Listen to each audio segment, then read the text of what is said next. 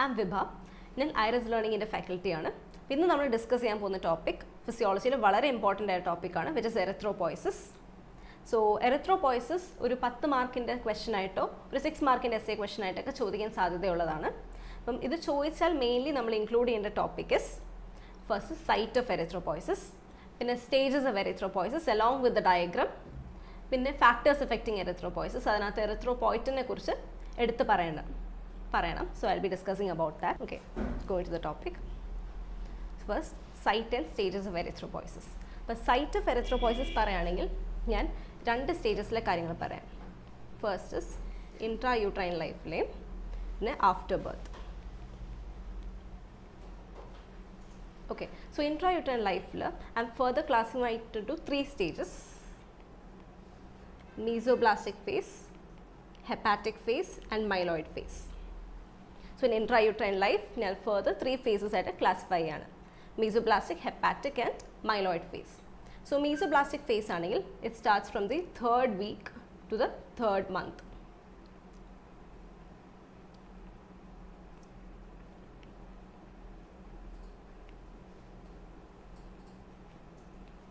Okay, so mesoblastic phase from the 3rd week up to the 3rd month.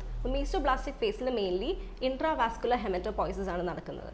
So intravascular means inside the blood vessels. So intrauterine life first is mesoblastic phase അല്ലെ intravascular hematopoiesis ആണ് നടക്കുന്നത്. That lasts from 3rd week to the 3rd month.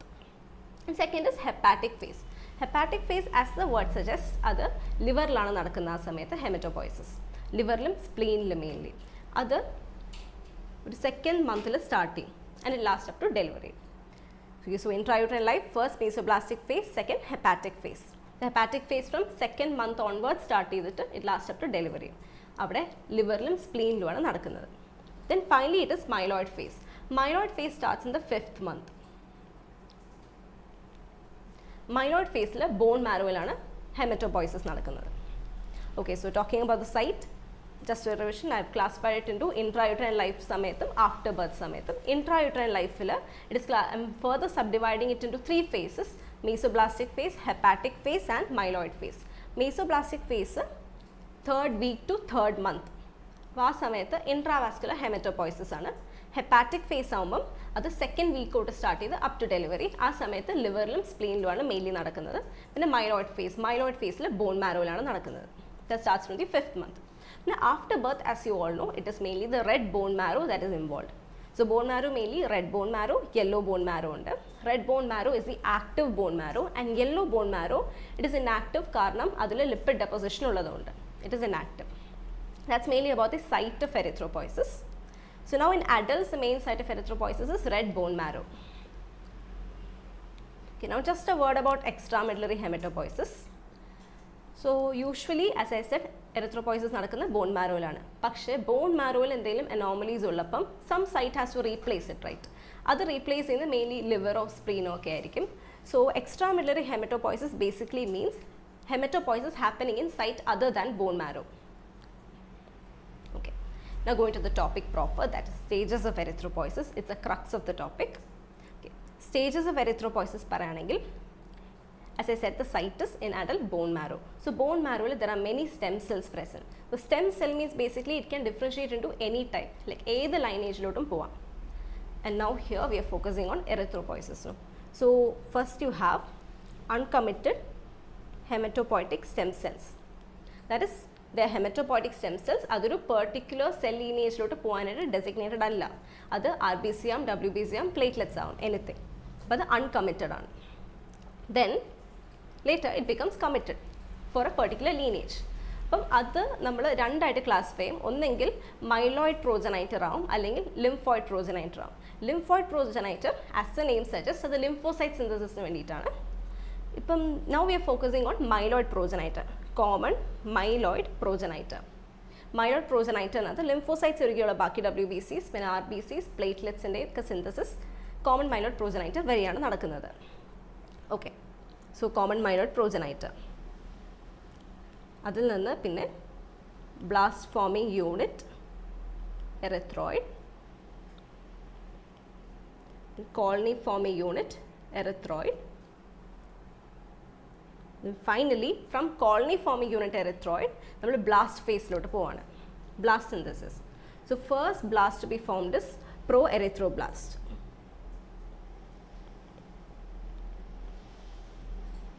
Okay, pro-erythroblast അല്ലെങ്കിൽ pro-normoblast. So first ഞാൻ ഇത് ഏതൊക്കെ stages ആണ് list ചെയ്യാം, then I'll detail about it. So first is pro-erythroblast. Then next is early normoblast.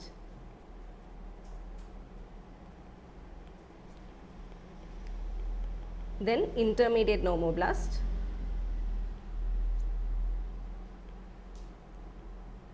Then late normoblast. Then reticulocyte. And finally erythrocyte.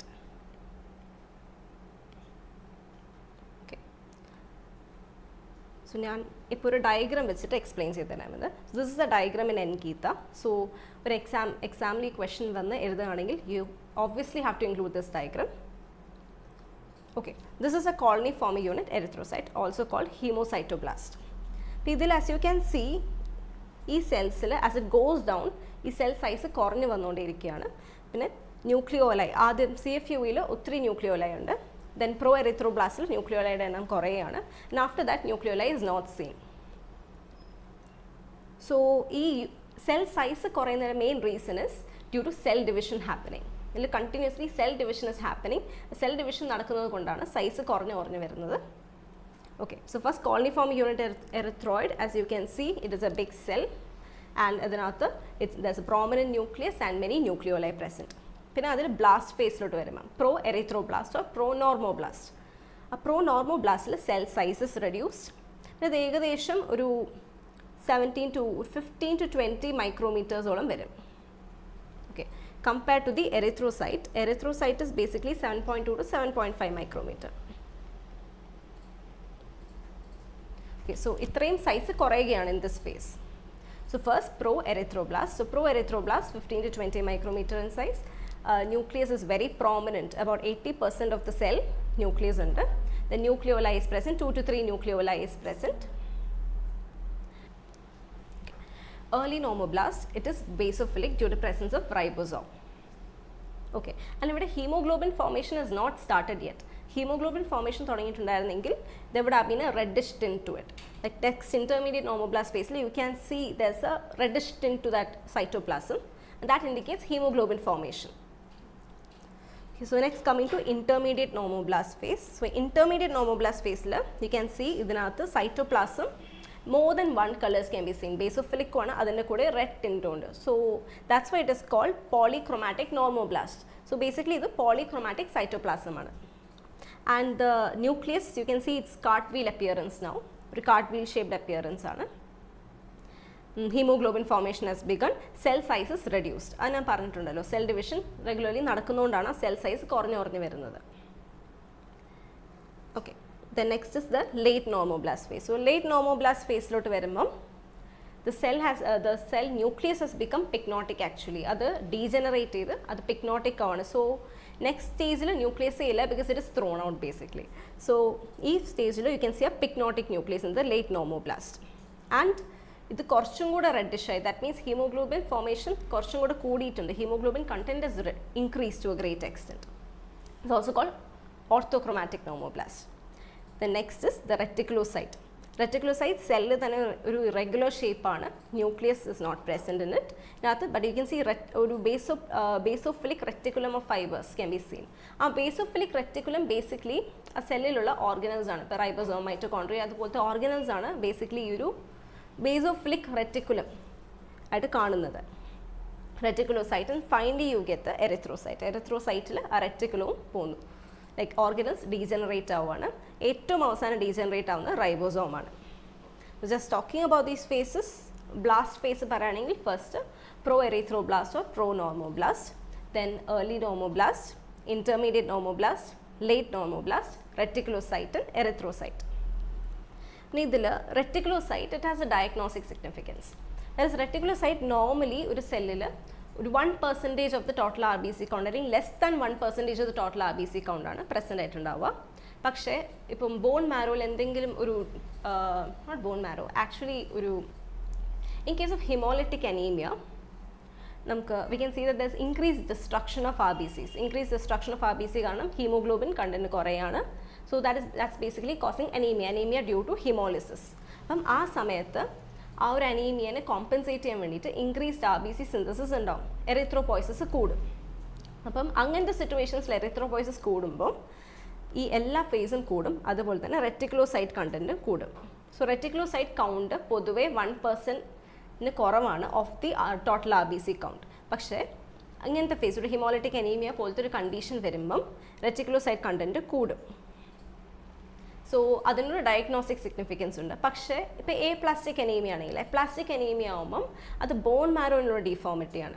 Bone മാരോയിലുള്ള deformity ആകുമ്പം എറിത്രോപോയ്സിസ് നടക്കുന്നില്ല, because എറിത്രോപോയ്സിസ് നടക്കേണ്ടത് bone മാരോയിലാണ്. So അങ്ങനത്തെ കേസിൽ റെറ്റിക്കുലോസൈറ്റ് കൂടത്തില്ല. സോ അങ്ങനത്തെ ഒരു ഡയഗ്നോസ്റ്റിക് സിഗ്നിഫിക്കൻസ് ഉണ്ട് റെറ്റിക്കുലോസൈറ്റ് കൗണ്ടിന്. Then ഈ സ്റ്റേജിൻ്റെ കാര്യം പറയുമ്പം then I talked, okay, the late normoblast phase, as I said, there's a pycnotic nucleus. Nucleus in the degeneration നടക്കുകയാണ്. Why the nucleus is getting degenerated? And the reason ആണ്, so as I said, from intermediate normoblast, hemoglobin synthesis starts. അതുകൊണ്ടാണ് സൈറ്റോപ്ലാസത്തിൽ കുറച്ച് reddish ആവുന്നത്. Then next phase, late normoblast phase, it is predominantly hemoglobin. അപ്പം haemoglobin ഒരു particular കോൺസെൻട്രേഷനിൽ കൂടി വരുമ്പോൾ called critical hemoglobin concentration. Okay, critical haemoglobin concentration. ഈ critical haemoglobin കോൺസെൻട്രേഷനേക്കാളും കൂടുമ്പോൾ ഈ ന്യൂക്ലിയസിൻ്റെ ന്യൂക്ലിയസിൽ കുറച്ച് ന്യൂക്ലിയർ പോസ് ഉണ്ടാവും. Nucleus contains nuclear pores. ഈ ന്യൂക്ലിയർ പോസിലൂടെ ഹീമോഗ്ലോബിൻ എൻട്രി ചെയ്യും. ഹീമോഗ്ലോബിൻ എൻറ്റർ ചെയ്തിട്ട് ആ ന്യൂക്ലിയോ ഹിസ്റ്റോപ്രോട്ടീൻസുമായിട്ട് ബൈൻഡ് ചെയ്തിട്ട് അതിനെ ഇനാക്ടിവേറ്റ് ചെയ്യും. അങ്ങനെയാണ് ന്യൂക്ലിയസിനെ ബേസിക്കലി ഇനാക്ടിവേറ്റ് ചെയ്യുന്നത്. When hemoglobin count goes above a critical hemoglobin concentration in the cell ആണ് ഇതിനെ ഇനാക്ടിവേറ്റ് ചെയ്യാൻ പറ്റുന്നത് by entering into the nucleus by nuclear. So just വീണ്ടും ഒന്ന് ബ്രീഫ് ചെയ്യാനായിട്ട് സ്റ്റേജസ് പറയുമ്പോൾ, first in bone marrow there is uncommitted hematopoietic stem cells. ഈ uncommitted hematopoietic stem സെൽസിൽ ദി സെൽസ് പിന്നെ അത് കമ്മിറ്റഡ് ആവും, committed towards a common lineage, ഒരു ലീനേജിലോട്ട്. അപ്പം എറിത്രോപോയ്സിസിനെ സംബന്ധിച്ച് it goes to common myeloid progenitor. Common myeloid progenitor സ്റ്റേജിലോട്ട് പോകും. And then it forms BFUE, CFUE, and then it goes to the blast phase. Blast pro-erythroblast first, pro-erythroblast, then early normoblast, intermediate normoblast, late normoblast, reticulocyte and erythrocyte. This diagram is very important. Okay, now coming to the factors affecting erythropoiesis. Factors mainly, കുറച്ച് general factors ഉണ്ട്, the maturation factors, the factors specific for hemoglobin synthesis. So general factors nathu erythropoietin, it is very important, I'll be discussing about it. So general factors like erythropoietin undu, hormones like androgens, thyroid hormones, estrogen and all, lipids, growth factors. Okay, so I'll be discussing about erythropoietin now. So erythropoietin basically it's a glycoprotein. The quantity is 5 to 30 milliunits per ml in blood. And the production of erythropoietin mainly kidney-lana and കുറച്ച് liver-ലും. So about 85% is in the kidney and 15% is in the liver. Then destruction is in the liver. Talking about mechanism of secretion of erythropoietin. So erythropoietin basically നമ്മുടെ erythropoiesisനെ stimulate ചെയ്യുന്നതാണ്. So ഈ erythropoietin secrete ചെയ്യുന്നത് കിഡ്നിയിലെ പെരിട്യൂബുലർ കാപ്പിലറീസിലെ ഇൻഡസ്ട്രീഷ്യൽ സെൽസിലാണ്. So നെഫ്രോൺസിന് ചുറ്റുമുള്ള പെരിട്യൂബുലർ capillaries അറിയാം, അതിനകത്തുള്ള ഇൻഡസ്ട്രീഷ്യൽ സെൽസാണ് എറിത്രോപോയിറ്റിനെ produce ചെയ്യുന്നത്. പിന്നെ about mechanism of secretion, hypoxia is a major stimulant for erythropoiesis. So consider a situation, ഒരു പേഴ്സണ് അനീമിയ ആയി. സോ അനീമിയ ആവുമ്പം obviously hemoglobin concentration decreases. Hemoglobin concentration കുറയുന്നത് കൊണ്ട് തന്നെ ഓക്സിജൻ ട്രാൻസ്പോർട്ട് നടക്കുന്നില്ല. ഹീമോഗ്ലോബിൻ്റെ major function is transport of oxygen. So hypoxia ആയി അതുകൊണ്ട് തന്നെ. സോ അനീമിയ, HB കോൺസെൻട്രേഷൻ കുറഞ്ഞു. സോ ഓക്സിജൻ ടെൻഷൻ കുറഞ്ഞു. tension കുറഞ്ഞു, it results in hypoxia. Okay, so now this hypoxia is a major stimulant for erythropoietin. ഇത് കാരണം erythropoietin releases stimulatory, and this erythropoietin ultimately increases erythropoiesis and compensates for this. Talking about the action of erythropoiesis, erythropoietin, okay, mainly CFUE to pro-normoblast conversion, this is necessary for that. So colony-forming unit erythroid, there are many receptors for erythropoietin. So erythropoietin bind ചെയ്താൽ മാത്രമേ ഈ conversion to pro-normoblast will happen. So conversion of CFUE to pro-normoblast, erythropoietin is significant, and erythropoietin action orthochromatic stage vare undavum. Orthochromatic stage basically means late normoblast phase. It potentiates the action of ALA synthase. So ALA synthase you would have learned in biochemistry. Heme synthesis is വളരെ important ആയ ഒരു enzyme ആണ് ALA synthase. So ALA synthase ന്റെ action potentiate ചെയ്യാൻ എന്ന് വെച്ചാൽ hemoglobin synthesis കൂട്ടാൻ help ചെയ്യുന്നത് തന്നെയാണ്. Then decreases the maturation time. പെട്ടെന്ന് erythropoiesis complete ആവും, പെട്ടെന്ന് mature RBC release ആവും. That's a major action of erythropoietin. Okay, so general factors ഏറ്റവും important erythropoietin. Then about hormones നെ കുറിച്ച് പറയുകയാണെങ്കിൽ androgens ആണെങ്കിൽ androgen stimulates erythropoiesis. Androgens stimulatory action ആണ്, but then estrogen ഒരു മൈൽഡ് ഇൻഹിബിറ്ററി ആക്ഷൻ ആണ്. കാരണം ഈസ്ട്രജൻ എന്ത് ചെയ്യുന്നു വെച്ചാൽ CFUEയിൽ റിസെപ്റ്റേഴ്സ് ഉണ്ടെന്ന് പറഞ്ഞു ഫോർ എറിത്രോപോയിറ്റിൻ. അപ്പോൾ ഈ റിസെപ്റ്റേഴ്സിൻ്റെ സെൻസിറ്റിവിറ്റി കുറയ്ക്കും, അപ്പോൾ ആ ബൈൻഡിങ്ങിനെ ബേസിക്കലി കുറയ്ക്കും. മൈൽഡ് എഫക്റ്റ് ആണ്, അതുകൊണ്ട് തന്നെ ഈസ്ട്രജൻ്റെ മൈൽഡ് ഇൻഹിബിറ്ററി എഫക്റ്റ് ആണ്. അതുകൊണ്ടാണ് ഹീമോഗ്ലോബിൻ നമ്മൾ നോർമൽ കൗണ്ട് എടുക്കുമ്പോൾ തന്നെ മെയിൽസിൽ സ്ലൈറ്റ്ലി ഹയർ കൗണ്ട് ആണ് ദാൻ ഫീമെയിൽസ്. അതിൻ്റെ റീസണും ഇതാണ്. Then about thyroid hormone. Okay, thyroid hormone, as you know, it increases the basal metabolic rate. Metabolism കൂടും. Metabolism കൂടുമ്പം oxygen demand കൂടും. അപ്പോൾ അതൊരു കൈൻഡ് ഓഫ് ഹൈപ്പോക്സിയ പ്രൊഡ്യൂസ് ചെയ്യും. ആ ഹൈപ്പോക്സിയ എറിത്രോപോയിറ്റിനെ സ്റ്റിമുലേറ്റ് ചെയ്യും. ബേസിക്കലി സ്റ്റിമുലേറ്ററി റോളാണ് തൈറോയിഡിനുള്ളത്. Okay, so these are major general factors. പിന്നെ maturation factors, folic acid, vitamin B12, you all know. And hemoglobin synthesis, iron is an important constituent of hemoglobin. പിന്നെ iron absorption ആയിട്ട് copper necessary ആണ്. പിന്നെ cobalt. So vitamin B12 is basically cyanocobalamin. അപ്പോൾ അതിനകത്ത് cobalamin ഉണ്ട്, അപ്പോൾ cobalamin is important. പിന്നെ vitamin B, C, D, E ഒക്കെ. വൈറ്റമിൻ C ആകുമ്പം ബേസിക്കലി ഹീമോഗ്ലോബിനിൽ iron is in the ferrous form. So ferric ഫോമിലുള്ള അയണൊക്കെ ഫെറസ് ഫോമിലോട്ട് ആക്കണം. അപ്പം ഈ ഫെറിക് ഫോമിനെ ഫെറസ് ഫോമിലോട്ട് ആക്കാൻ ഹെൽപ്പ് ചെയ്യുന്നതാണ് vitamin C. So vitamin C is important. പിന്നെ വൈറ്റമിൻ ഡി, ഇക്ക് ഒരു ആൻറ്റി ഓക്സിഡൻറ്റ് പ്രോപ്പർട്ടി ഉണ്ട്, ആണ് ഇതിൻ്റെ relevance. Okay, so in this I have mainly discussed about site of erythropoiesis. Site അഡൽട്സിൽ it's bone marrow, red bone marrow. And stages of erythropoiesis.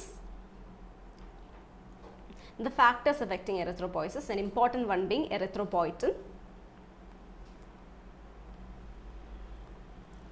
The diagram is very important. I hope it's clear. Thank you.